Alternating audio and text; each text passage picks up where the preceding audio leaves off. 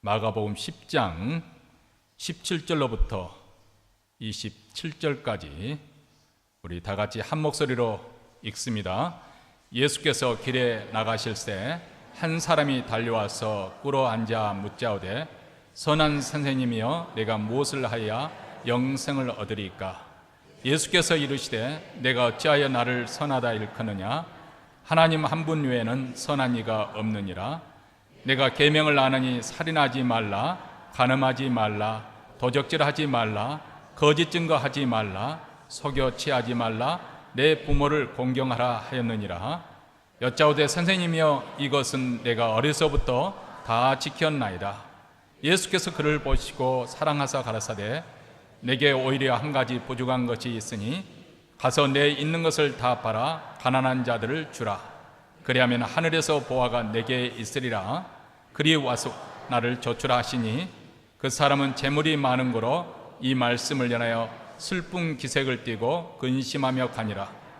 예수께서 둘러보시고 제자들에게 이르시되 재물이 있는 자는 하나님의 나라에 들어가기가 심히 어렵도다 하시니 제자들이 그 말씀에 놀라는지라. 예수께서 다시 대답하여 가르치되 얘들아 하나님의 나라에 들어가기가 어떻게 어려운지 약대가 바늘 끼로 나가는 것이 부자가 하나님의 나라에 들어가는 것보다 쉬우니라 하신대 제자들이 심히 놀라 서로 말하되 그런즉 누가 구원을 얻을 수 있는가 하니 예수께서 저희를 보시며 가라사대 사람으로는 할 수 없을 때 하나님으로는 그렇지 아니하니 하나님으로서는 다 하실 수 있느니라. 아멘. 아마 이틀 전인 것 같습니다. 텍사스주 댈러스의 어느 고급 아파트에서 미국 경찰이 다른 사람의 집을 자기 집으로 착각해서 들어간 다음에 원래 그 집에 살고 있는 한 흑인 남성을 집을 침입한 침입자로 오해를 해서 총을 쏴 숨지게 한 정말 어처구니 없고 황당한 사건이 벌어졌습니다. 그래서 현재 경찰은 해당 경찰관이 혹시 술을 마시거나 약물을 복용하는지 조사에 나섰다는 그런 뉴스를 제가 보았습니다. 물론 이보다 더 믿겨지지 않는 그런 일들, 그런 소식들이 많이 있죠. 다만 제가 이것을 예화로 든 것은 우리가 살고 있는 이 세상이 정말 불합리한 또 문제가 많은 그런 세상이라는 것을 말씀드리고 싶어서 하나의 예화로 끄집어낸 것입니다. 세상에 있는 모든 종교도 이 세상과 우리 인생에 문제가 많다는 것을 다 공통적으로 그렇게 동의를 합니다. 그런데 그 문제를 해결하는 그 해법에 있어서는 각기 종교마다 달리 제시를 하지요. 불교는 우선 우리 인생의 문제, 우리 고난이 어디서부터 오는 것인가? 그것은 우리 마음, 즉 집착에서 오는 것이라고 그렇게 가르칩니다. 그래서 그 집착을 끊어버리고 거기서 자유로워지는 것, 그 길이 바로 해탈, 구원에 이르는 길이라고 말씀을 하죠. 유교에서는 우리가 하늘의 순리를 따르지 않아서 바로 이 세상의 조화와 균형이 깨어지기 때문에 많은 문제를 안고 있다고 그렇게 말합니다. 그래서 우주와 자연과 인간과의 그 관계, 그 조화를 껴안는 것이 바로 유교의 가르침이죠.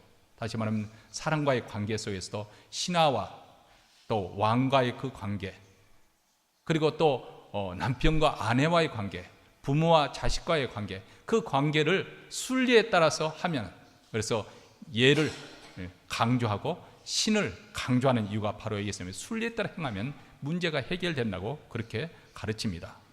이슬람교에서는 5가지를 실행을 해야 천국에 가게 되는데, 그 첫째는 알라 하나님에는 다른 신이 없고 무하마드는 마지막 위대한 선지자는 그런 신앙 고백을 해야 된다는 것이죠. 둘째는 하루에 5번씩 메카를 향해서 기도하는 것이고, 셋째는 수입의 일부를 자선해야 되고, 넷째는 라마단 기간에 금식하고, 또 다섯째는 일생에 한 번 성지 메카를 순례하는 것이라고 그렇게 가르칩니다. 그래서 이 모든 행위를 하고 심판 날에 이제 저울로 이렇게 재어볼 텐데, 그 경중에 따라서 한 사람은 천국에 가고 또 다른 사람은 지옥에 간다고 그렇게 가르치죠. 그러면 우리 기독교는 우리 인생의 문제를 무엇으로 보고 있는가? 우리는 이미 그것을 매 주일마다 설교를 통해서 알고 있습니다. 이 목사가 왜 죄에 대해서 그렇게 많이 강조하는 것인가? 왜냐하면 성경이 우리 인생의 가장 근원적인 문제가 바로 죄, 이 영적인 문제라고 확실하게 가르치기 때문에 그렇습니다. 그리고 그 문제를 해결할 수 있는 유일한 해법이 무엇이냐? 그것은 하나님의 아들이신 예수님이 이 땅에 오셔서 십자가에 죽으신 바로 대속의 죽음만이 유일한 해법이라고 우리에게 가르쳐주고 있습니다. 이것이 바로 기독교의 어떻게 보면 가르침의 본질의 내용이지요. 근데 오늘날 기독교가 자꾸 이 본질적인 것을 벗어나서 비본질적인 것을 강조하는 그런 경향이 있습니다. 십자가 복음 대신에 다달한 어떤 것들, 그것이 세상 것들과 이렇게 교묘히 섞여진 그 어떤 것들을 강조하게 되고, 그래서 기독교가 생명력을 상실하고 선한 영향력도 점점 이렇게 사라지고 있는 그런 현상이 나타나고 있습니다. 과연 오늘날 교회를 위협하고 있는 것은 무엇일까요? 어떤 예부적인 핍박, 지금도 핍박이 일어나서 그것이 크게 위협적이기는 하지만은, 그러나 과거 기독교의 역사를 보면 예부로부터 그런 공격과 핍박이 오히려 기독교를 순결하게 하고 더 생명력이 왕성하게 만드는 그 사실을 우리는 발견하게 될 것입니다. 그런 면에서 보면 기독교의 가장 치명적인 그 독소는 바로 세상과의 타협에서 이루어지는 세속화와 기복주의라고 그렇게 말할 수가 있을 것 같습니다.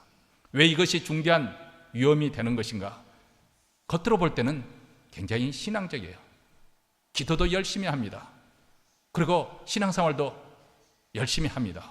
그런데 실상은 본질을 놓치고 비본질적인 것을 붙들고 씨름하고 있기 때문에 그렇습니다. 기복적 물신주의, 이것이 지금 온 세상 교회를 사로잡고 있습니다. 교회는 신앙의 이름으로, 하나님의 이름으로 세상에서도 축복받을 것을 약속합니다. 그런데 우리 성경은 세상에 대한 우리의 마음을 조심하라고 그렇게 경고를 하지요. 요한일서 2장 15절과 16절에서는 이렇게 말합니다. 이 세상이나 세상에 있는 것들을 사랑치 말라. 누구든지 세상을 사랑하면 아버지의 사랑이 그 속에 있지 아니하니 이는 세상에 있는 모든 것이 육신의 정욕과 안목의 정욕과 이생의 자랑이니 다 아버지께로 쫓아온 것이 아니요 세상으로 쫓아온 것이라. 다시 말하면 우리로 하여금 세상이나 세상의 것을 집착하는 데서, 그것을 의지하는 것에서 마음을 돌이키라고 말씀을 합니다. 그런데 기복주의 신앙은 바로 이러한 세상적인 것을 축복으로 이렇게 약속을 하지요. 아니 오히려 은근히 그것을 부추기고 우리의 마음을 세상에 오히려 갖다 붙이는 그런 일을 하고 있습니다. 이것은 기독교 신앙이 자기 중심적이고 이기적인 그 마음을 극복하지 못하고 오히려 그것에서 사로잡혀 있는 것을 볼 수 있죠. 다시 말하면 회중들은 그런 복을 약속, 세상의 복을 약속하는 그런 설교 듣기를 원하고 문제를 해결해 줄 수 있는 그런 방법을 찾고 있고, 그리고 기독교가 마치 그것이 본질인 것처럼 그렇게 가르칩니다.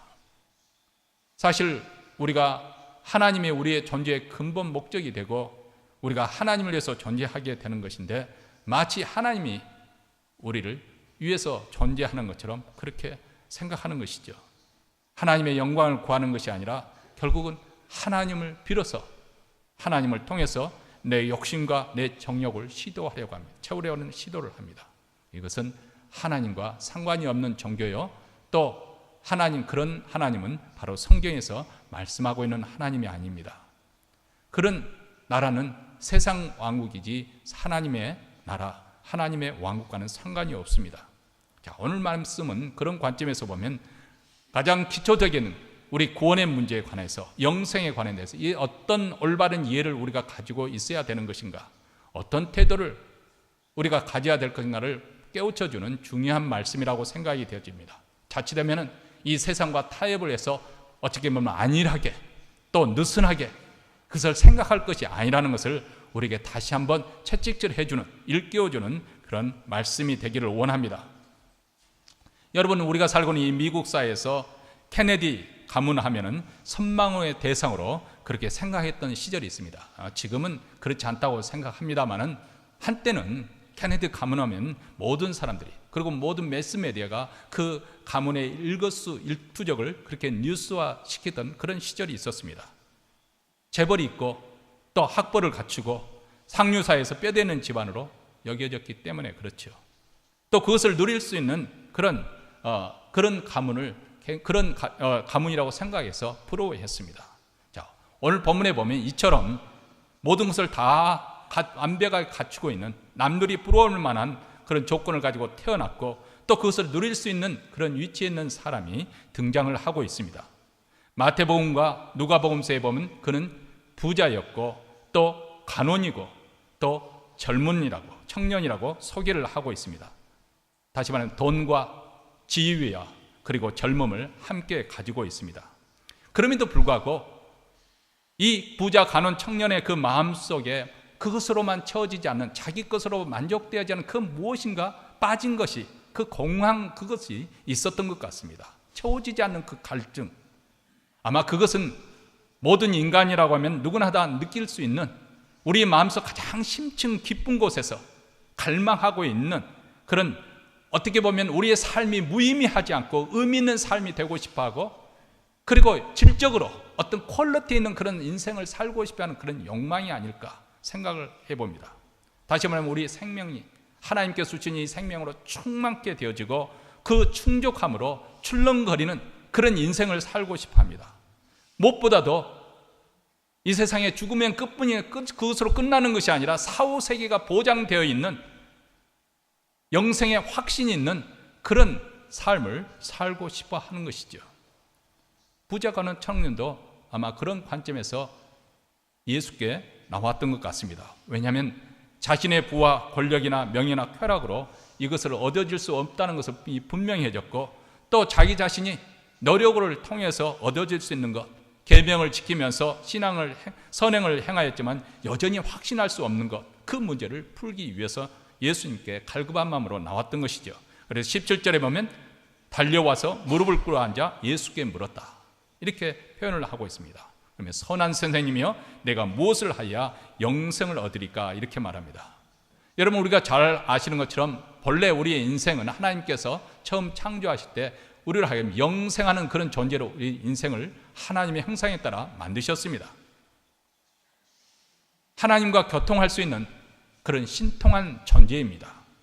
또 세상을 즉 다스리라, 충만하라, 이 만물을 지배할 수 있는 물통한 존재로, 그런 존재로 우리 인생을 하나님께서 지으셨습니다.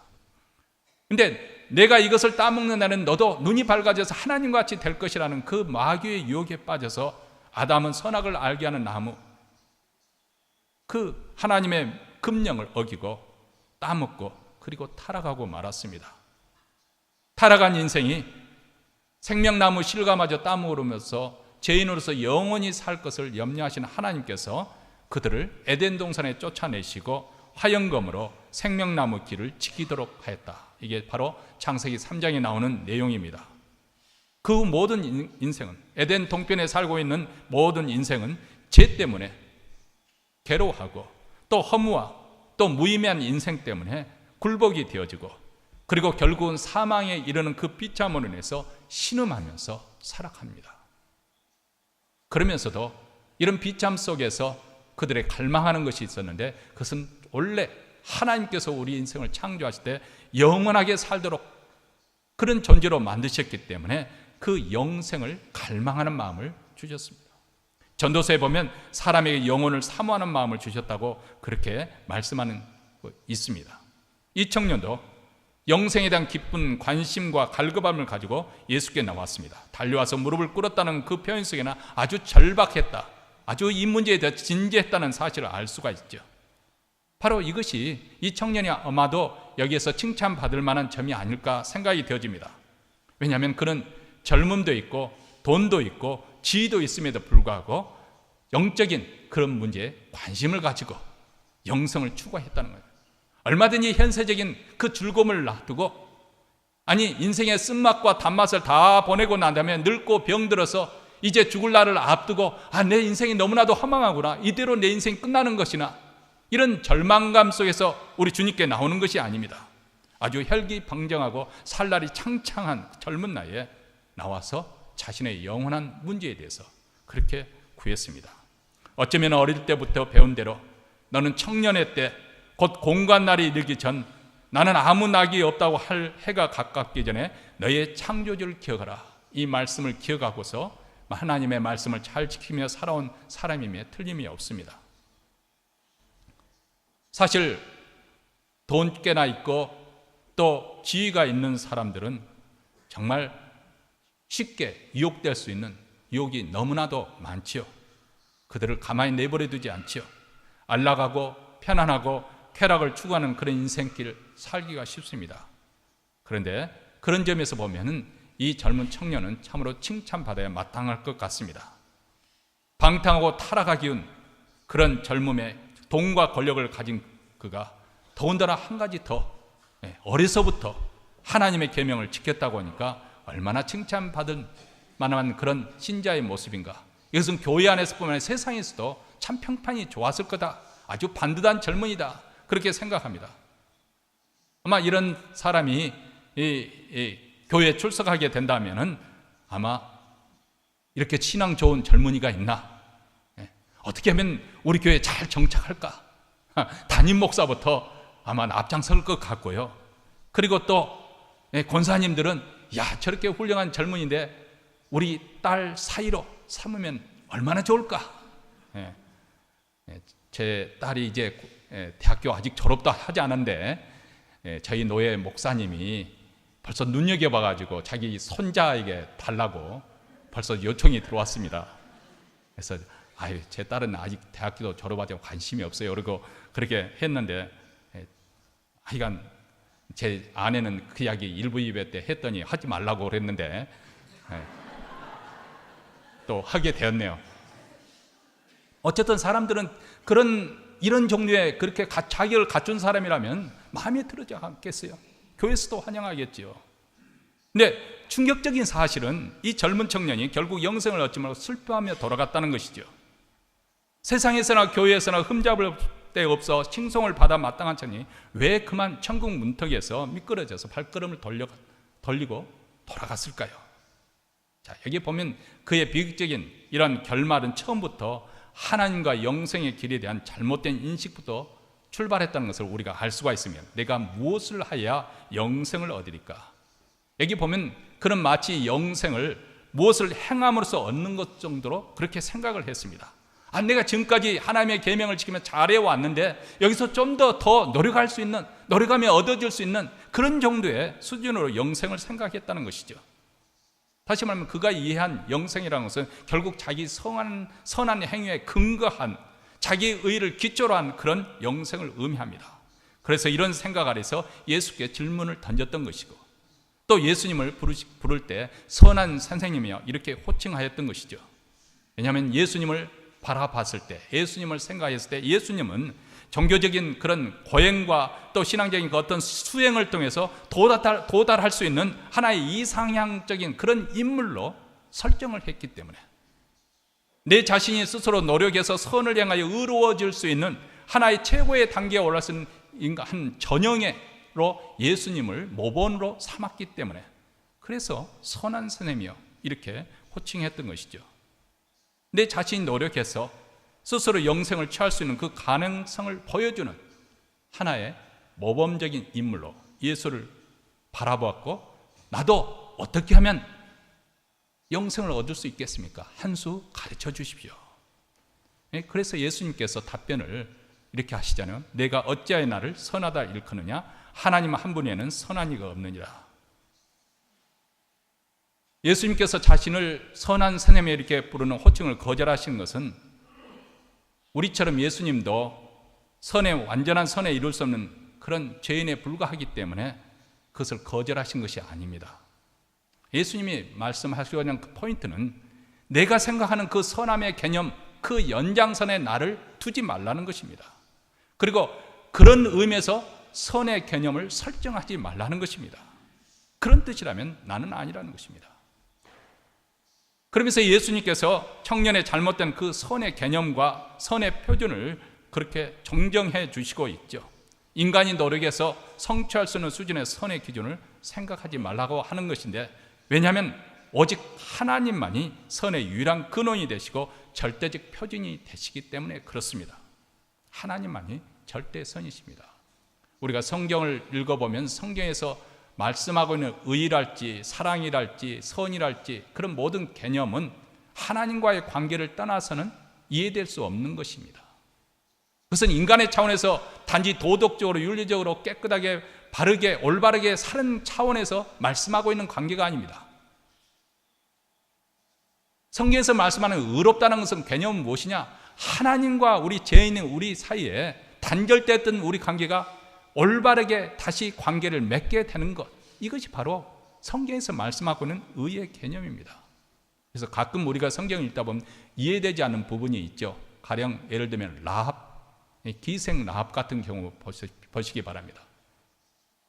그녀는 어떻게 보면 그 자기 나라, 자기 도시국가를 무너뜨리러 오는 이스라엘 군대 그 정탐꾼들 아닙니까? 그 두 사람을 숨겨둡니다. 그리고 왕이 보낸 그 군대에게 거짓말을 하지요. 정녕 그 사람들이 우리 집에 왔지만은 조금 전에 그들이 떠나서 지금쯤이면 성문 밖에 나가 빨리 추격에 가라. 실상 그 두 정탐꾼을 지붕 위에 숨겨뒀던 거거든요. 그러니까 명백한 거짓말임에도 불구하고 자기 민족을 배신했음에도 불구하고 성경에 보면 히브리서에 보면 그는 믿음의 영웅들 중에 그 이름이 올라가 있습니다. 왜 그럴까? 우리가 생각하는 선이나 의에는 인간들 그 수준에서 생각하는 것이 아닙니다. 하나님과의 관계 속에서 하나님 편에 서는 것이 의이고 선입니다. 왜냐하면 하나님이 절대적인 선의 근원이 되시기 때문에 그렇습니다. 인간의 의로움이나 인간의 선행이라는 것은 다 자기들 기준이에요. 어떤 사람은 별로 대단치 않은 것을 하고 스스로 굉장히 의롭다고 여기는 사람이 있는가 하면 어떤 사람은 아주 큰 선을 행하고도 그것을 대수롭지 않게 여기는 그 선의 기준이 다 각자 다른 것이죠. 오직 하나님만이 절대 선의 근원이 되십니다. 그런데 이 청년은 그 선의 기준을 절대적인 하나님께 두지 아니하고 자기 기준의 수준에서 내가 이 율법을 다 지켰나이다, 그렇게 말한 이유가 바로 여기 있는 것이죠. 살인하지 말라, 간음하지 말라, 도적질하지 말라, 거짓 증거하지 말라, 속여치하지 말라, 내 부모를 공경하라. 이것은 우리가 잘 아는 율법의 대표적인 계명 5계명부터 10계명까지 있는 그 계명을 내가 자신 있게 지켰다고 답변하지 않습니까? 다시 말하면 하나님의 계명의 수준을 제대로 파악이 안 되기 때문에 답변한 거죠. 그는 하나님께서 세우신 그 선과 의의 표준이 그 깊이를 몰랐던 것이죠. 영국의 옥스퍼드와 캠브리지에서 학생들을 가르치고 또 금세기에 유대한 크리스천 그 저술가로 알려진, 이미 세상을 떠났습니다, C.S. 루이스라는 분이 계십니다. 근데 그분이 살아 생전에 있을 때 어느 날 캠브리지 채플에서 예수의 구주되심이라는 제목으로 설교를 했습니다. 설교를 끝난 다음에 한 학생이 루이스 교수에게 찾아와 이렇게 말했다고 합니다. 만일 오늘 선생님께서 예수는 위대한 우리가 본받아야 할 그런 선생으로 그렇게 말씀을 전해 주었다면 우리 모두도 선생님께 감동을 받고 박수를 쳤을 겁니다. 그런데 선생님께서 예수님은 구세주라는 캐캐 묵은 기독교 교리를 이야기했기 때문에 우리는 그 어떤 반응도 보이지 않았습니다. 이렇게 말하니까 C.S. 루이스가 그 청년에게 반문을 했습니다. 자네는 정말 예수가 완벽한 도덕적 스승이라고 그렇게 믿고 있는가? 그럼요, 당연히 그렇게 생각합니다. 그러면 자네에게 묻겠네. 자네는 완벽한 도덕적 모델이신 예수를 자네가 완전히 따라갈 수 있다고 생각하는가? 청년이 한참 생각해 보더니 제가 완전하게 그분을 따라갈 수는 없지요. 자네도 자네의 도덕적 실패를 인정하는군. 그렇다면 자네의 삶 속에 실수가 있었고 죄가 있었다는 사실을 인정하는가? 청년이 말했습니다. 네, 인정하지요. 그렇게 답변하니까 그렇다면 자네에게 필요한 것은 도덕적 모델로서 예수가 아니라 자네의 도덕적인 실패와 죄로부터 건져줄, 자네를 구원해줄 구세주 예수가 필요하네.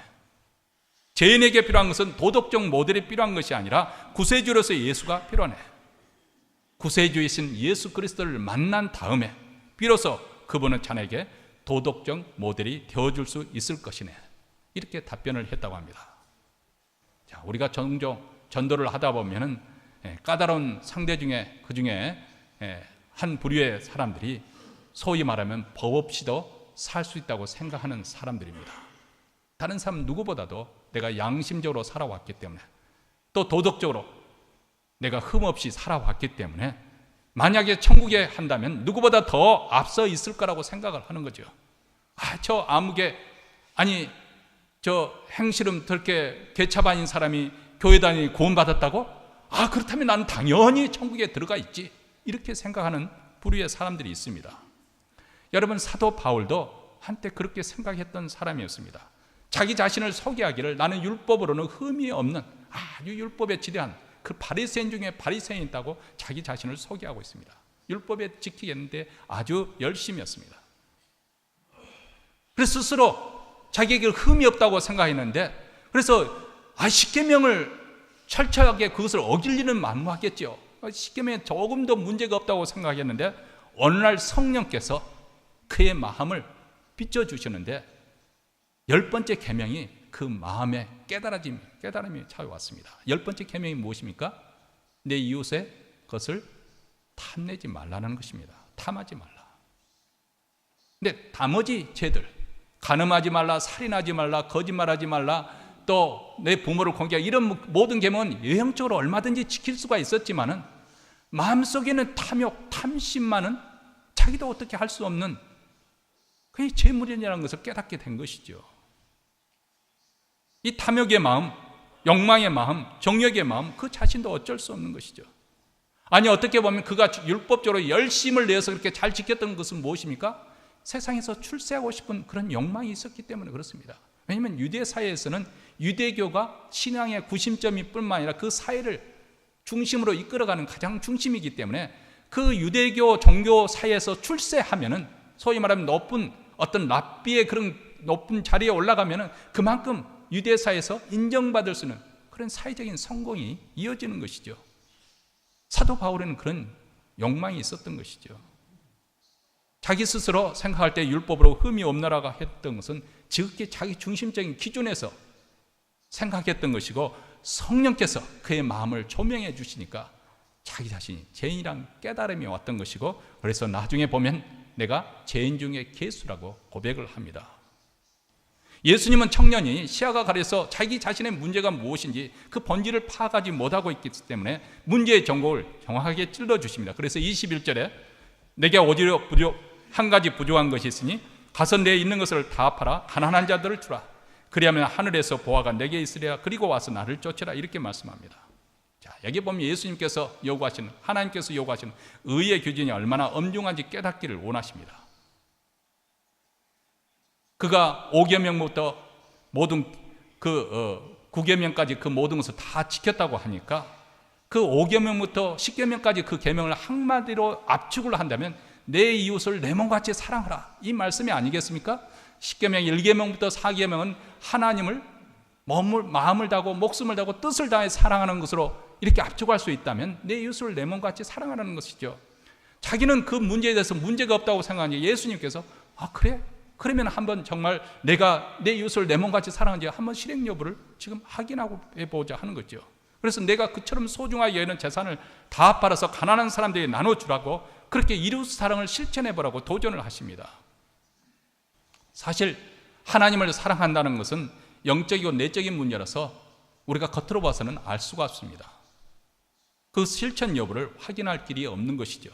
그러나 이웃사랑은 구체적인 방법을 통해서 우리 눈으로 확인할 수가 있습니다. 그래서 예수님께서는 재산을 다 팔아서 가난한 자에게 나눠주라고 그렇게 말씀하십니다. 결론은 결국 눈에 보이는 이웃을 사랑하지도 못하면서 눈에 보이지 않는 하나님을 사랑한다고, 그 하나님을 내가 정녕 마음을 다하고 뜻을 다하고 목숨을 다하고 사랑한다고 말할 수 있겠는가? 다시 말하면 내가 과연 그러고도 하나님의 의의 기준에 이를 수 있을 만큼 의롭다고 말할 수 있겠는가 하신 것이죠. 여러분, 예수께서 이 청년의 요구가 너무 가혹하다고 생각하십니까? 그렇지 않습니다. 21절에 예수님께서는 그를 보시고 사랑하사 그렇게 말씀하셨다고 말씀합니다. 그의 영생에 대한 관심 그리고 간절한 마음을 보셨습니다. 동시에 그의 마음속에 있는 탐욕의 우상이 하나님 자리에 대신하고 있는 것을 그 문제도 보았습니다. 여러분, 골문 것은 그 상처 부위를 째가지고 그 고름을 짜내야 되지요. 그런데 겉만 연고를 바른다고 해서 그 병이 낫겠습니까? 청년의 문제는 자신이 잘 지키고 있다는 계명의 영적 정신이 얼마나 심오한 것인지 그것을 깨닫지 못하고 있습니다. 보이지 아니하시는 하나님을 사랑하는 고사하고라 우선 이웃을 내 몸같이 사랑하는 계명조차 그는 지킬 수 없음에도 불구하고 나는 외형적으로 볼 때 아무 문제가 없다고 생각했습니다. 근데 여러분, 이 청년의 정말 큰 문제는 바로 우상 숭배였습니다. 왜냐하면 돈을 사랑하는 것이 바로 탐심이 바로 우상 숭배이기 때문에 그렇습니다.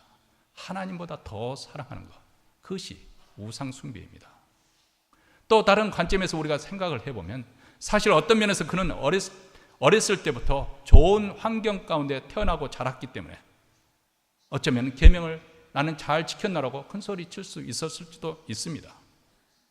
만약 그도 남들처럼 잘 살아보겠다고 발버둥치면서 아둥바둥 그렇게 살았더라면 그도 똑같이 다른 사람처럼 세속에 때를 묻히고 그리고도 남들처럼 살기 위해서 속이기도 하고 뺏기도 하고 또 그리고 거짓말하기도 했을 것입니다.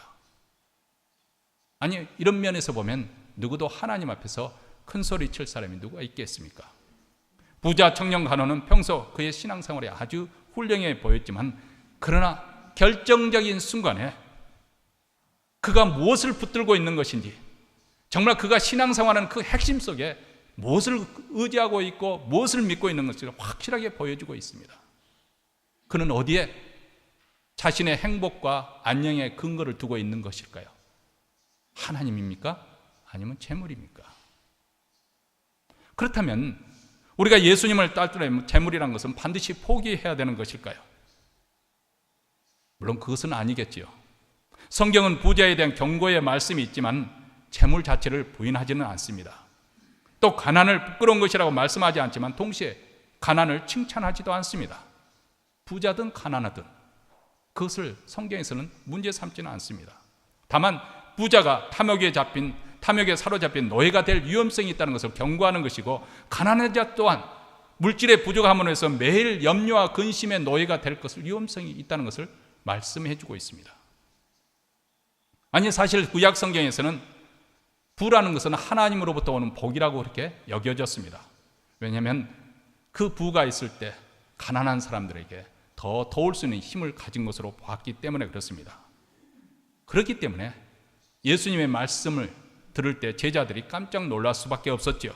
오늘 말씀 23절부터 25절 말씀입니다. 우리 다 같이 한 목소리를 읽겠습니다. 예수께서 둘러보시고 제자들에게 이르시되 재물 있는 자는 하나님의 나라에 들어가기가 심히 어렵도다 하시니 제자들이 그 말씀에 놀라는지라.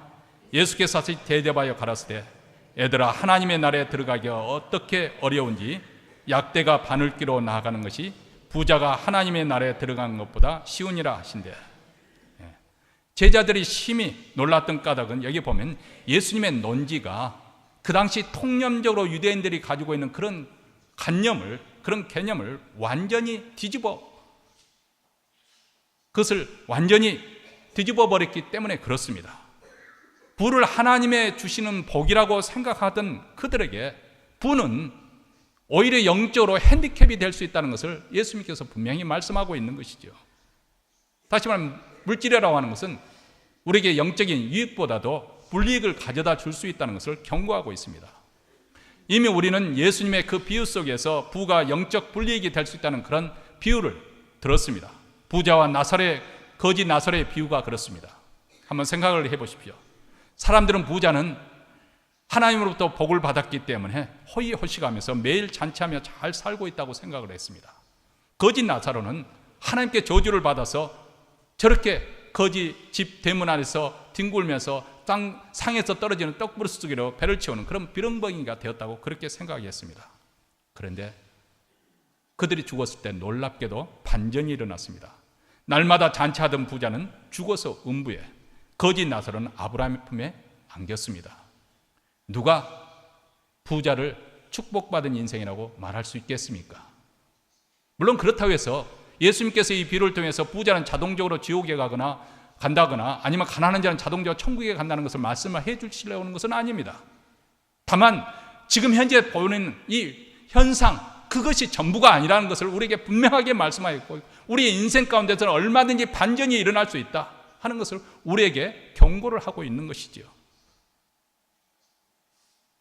또 다른 예수님의 비유가 그렇습니다. 어리석은 부자의 경우입니다. 이 어리석은 부자는 그의 소출이 아주 많았습니다. 정상적인 방법으로 그렇게 돈을 벌 수가 없었는데 아주 이상하게 돈이 많이 벌렸습니다. 자, 그렇게 되면은 이것은 하나님께서 내게 내려주신 복으로 알고 그 복을 가지고 하나님께 감사도 드리고 또 이웃들과 그 유익을 함께 나눠야 되는데, 그 스토리에 나오는 이 부자는 아주 이상한 사람입니다. 깊은 골방에 들어가서 스스로 자기 인생 설계를 하고 있는 모습을 보십시오. 거기는 하나님도 없습니다. 자기 가족도 없습니다. 친구도 없습니다. 오직 자기 영혼에게, 내 영혼아, 이제 내가 많이 쌓아놨으니 먹고 마시고 즐기자, 이렇게 하고 있습니다. 그때 하나님께서 말씀하시기를, 이 어리석은 자여, 내가 오늘 밤 내 영혼을 부른다면 이 모든 것이 누구시 되겠느냐. 예수님께서는 이 비유를 통해서 그 부자를 향해서 복되다고 말씀하지 않고 이 어리석은 자여, 자기의 영혼을 상실해버린, 그리고 하나님으로부터 버림을 받은, 그리고 이웃 공동체와 관계가 단절된 저주된 인생을 살고 있다는 것을 우리에게 말씀을 해주고 있습니다. 예수님은 지금 재물만, 돈만이 우리가 천국에 들어가는 것을 장애가 된다고 말씀하려고 하는 것은 아닙니다. 어쩌면 우리는 돈은 없을는지 말하지만 자기 것으로 가득한 사람, 아직도 내려놓지 못하고 자기 의가 가득한 사람들이 있을 수도 있는 것이고요, 자기가 가지고 있는 그 소박한 꿈, 그리고 노후에 보장된 어떤 안락한 삶, 이것을 놓지 못해서 깊은 신앙의 세계로 들어오지 못하는 사람들이 오늘날 너무나도 많습니다. 다시 말하면 두 손을 꽉 쥐고 있기 때문에, 내려놓지 못하기 때문에 하나님께서 주시는 영생을 받을 수가 없는 것이죠. 이런 사람은 마치 약대가 바늘귀에 들어가는 것이 불가능한 것처럼 하나님 나라가 들어가는 것이 불가능하다고 말씀을 하고 계십니다. 그래서 이 에피소드가 일어나기 직전 예수님께서 이런 말씀을 하셨습니다. 마가복음 10장 15절에 내가 진실로 너에게 이르노니 누구든지 하나님의 나라를 어린아이와 같이 받들지 않는 자는 결단코 들어가지 못하리라 하시고, 하나님 나라는 어떤 사람이 들어가느냐? 어린아이 같이 되지 않으면. 뭐 어린아이라고 하니까 어린아이는 죄를 안 져서 깨끗하고 무지하고 순진무구하기 때문에 그런 말이 아닙니다. 어린아이라고 하는 것은 한마디로 무력해서 부모가 도와주지 않으면 살 수 없는 그런 존재, 그런 영적으로 파산된 그런 마음을 가지고 하나님의 간절하게 도움을 구하는 사람, 하나님의 은혜 없이는 나에게는 영생도 없고 구원도 없고 장래 소원도 없습니다. 하나님 저를 불쌍히 여겨 주시옵소서. 이 가난한 마음을 가진 그것을 지금 예수님은 말씀하고 계시는 거죠. 오늘날 너무나 가짜 영적 부자들이 많습니다. 가짜 의인들의 이 세상에 오늘날 교회에 너무나도 많습니다. 그래서 자기는 천국에 들어가는 것이 아무 문제가 없다고 그렇게 생각하고 있습니다. 아니, 이런 현상이 일어나는 것은 어쩌면 오늘날 교회가 세상 부에 대해서 너무나도 관대하기 때문에, 부자에 대해서 너무나도 관대하고 후하기 때문에 그런 것이 아닌가. 이 말씀을 준비하면서 다시 한번 저도 자신도 자책해 봅니다. 그렇죠? 우리는 부자들이 오면 크게 환영하고 그들의 비유 맞추기에 급급하며, 뭐 그렇지 않지만은 극단적으로 제가 말씀을 드리는 거예요. 그런 의식을 가진 사람들이 의외로 많다는 거예요. 한국의 김동원 목사님이라고 지금은 은퇴하신 걸로 알고 있는데, 한 번은 목사님께서 예배를 마치고 난 다음에 이제 하는데 한 성도님이 불이 나게 달려왔어요. 아, 목사님 오늘 우리 교회 대어가 왔습니다. 대어가. 대어라는 것이 낚시질을 하는 사람이 큰 고기를 말하는 거잖아요. 대어가 왔습니다. 그래서 목사님이 도대체 교인 중에 대어가 뭐고 그게 무슨 상황인가 하고 했더니, 아, 목사님 저분이야말로 세상에서 지금 잘 나가고 있는 뭐 어떻고 어떤 위치에 있는 사람이요, 그분이 대어라는 거예요. 대어.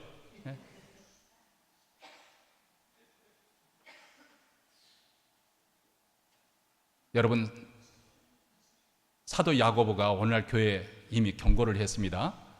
비단 옷을 입고 손에 가락지를 끼고 오는 사람이 있으면 형제여 자매여 이리 오시옵소서 하고 앞에 상석에 앉히고, 가난하고 헐벗은 사람이면 너는 저리가 앉든지 서든지 저 뒤쪽에 서 있어라. 우리 교회도 얼마든지 그럴 수가 있어요. 그런 사람들이 오면은 그들의 비위받치기가 급급하고, 또 더군다나 이 사람 보니까 이 부자 가는 청년처럼 아이 신앙생활도 잘하네? 어떤 적당한 신앙 행위를 갖추고 있으면은 신앙생활을 아주 잘하는 것으로 쳐주는 거죠. 회개하지 않아도 마치 천국에 들어갈 수 있는 것처럼 그런 잘못된 생각을 그들에게 심어주기 쉽습니다. 다시 말하면 교회가, 천국의 문을 교회가 크게 해놨습니다. 근데 오늘 그 결과, 이 청년의 결과는 어떻게 결론을 짓고 있습니까? 22절의 말씀입니다. 그 사람은 재물이 많은 거로 이 말씀을 인하여 슬픈 기색을 띠고 근심하며 가니라. 그는 영생을 얻으려고 왔지만은 자신이 가지고 있는 재물을 놓을 수가 없었습니다. 왜냐하면 하늘의 보화를 눈앞에 있는 보화보다도 더 가치 있다고 생각했기 때문에 그렇습니다. 사실 그렇죠. 우리가 붙들고자 하는 것을 분명하게 보지 못하면 세상 것을 우리는 놓을 수가 없습니다. 그것이 크기 때문에 재물도 놓을 수가 없는 거죠. 그러나 우리가 붙들고자 하는 하나님이 얼마나 광대하신 분이고 얼마나 영광스러운 분이시고 우리가 소유하고자 하는 하나님 나라가 얼마나 부유한 나라인가, 그것을 깨닫는다면 그 나라를 우리가 소망하게 될 것이고, 그 하나님을 악마하는 만큼 세상 것은 마치 찌푸러기처럼 하찮게 여겨지게 될 것이고, 우리는 거기서부터 세상의 자유함을 얻을 수 있습니다. 영생과 하늘의 보화는 영원합니다. 그래서 예수께서 우리에게 말씀하시길 너희는 먼저 그의 나라와 그의 의의를 구하라, 이렇게 우선순위를 분명히 하도록 그렇게 말씀을 하고 있습니다. 그렇게 산다고 해서 우리가 망하는 것도 아닙니다. 그리하면 이 모든 것을 너에게 더하시리라. 하나님께서 책임져 주시는 그런 인생을 약속하고 계시는 것이죠. 예수님이 약대가 바늘기로 더 나아가는 것이 부자가 하늘나라에 들어가는 것보다 쉽다고 말했을 때 제자들은 놀랐잖아요. 그런즉 누가 구원을 얻으리요? 예수님은 말씀하시기를 사람으로는 할 수 없으되 하나님으로는 그렇지 아니하니라. 하나님으로서는 다 할 수 있느니라. 부자라고 해서 다 천국에 못 들어간다는 것이 아닙니다. 그러나 그 마음속에 우상을 제거하지 않으면 결단코 천국에 들어갈 수 없다는 것입니다. 구원은 오직 하나님의 은혜로만이 들어가는 것이기 때문에 그렇습니다. 가진 자나 없는 자에게 어떤 차별이 있는 것도 아니고 누구에게나 차별 없이 구원은 주어집니다. 그런데 단 조건이 있습니다. 하나님을 의지하지 않고 자기 자신의 의의를 내세우거나 하나님 대신에 세상이나 세상 것에 더 소망을 두거나 하나님보다도 재물을 더 의지한다면 그 자는 천국에 들어갈 수가 없습니다. 자신의 재성을 겸손하게 인정하고 가난한 마음으로 구세주 되신 예수 그리스도를 믿는, 그리고 믿고 하나님께 나오는 사람이 영생을 얻습니다. 이렇게 영생을 받은 자들의 특징이 있죠. 무엇보다도 하나님을 그 삶에 가장 먼저 우선순위에 놓습니다. 그리고 그분이 내 인생의 의미가 되는 것이고 내 생의 목적이 되어지는 것이죠. 그분 한 분으로 만족하는 사람, 영생을 받은 사람의 모습입니다. 기쁠 때나 슬플 때나 형통할 때나 시련할 때나 여전히 하나님을 의지합니다. 그분을 위해서라면 손에 쥔 것이 무엇이든지 그것을 내려놓습니다. 재물도 내려놓습니다. 왜냐하면 더 큰 보화를 발견했기 때문에 그렇습니다. 여러분, 믿음은 신뢰의 관계에서 신뢰의 관계를 말하는 것이죠. 하나님을 신뢰함으로써 믿음이 발생하는 것이고, 또 하나님을 의뢰하고 믿는 자에게 영생이 주어집니다.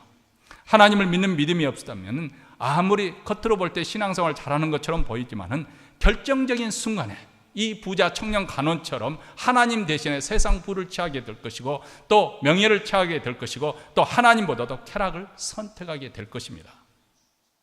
내가 어떠한 하나님으로 알고 믿느냐, 여기에 따라서 하나님을 신뢰하는 만큼 자기 인생을 주께 맡겨드릴 수가 있는 것이죠. 영생은 선하신 한 분 하나님을 믿는 믿음으로부터 옵니다. 이 복되신 하나님을 나의 하나님으로, 그리고 예수 그리스도를 나의 구세주로 믿고 영생을 취하는 인생이 되시기를 주의 이름으로 축원합니다.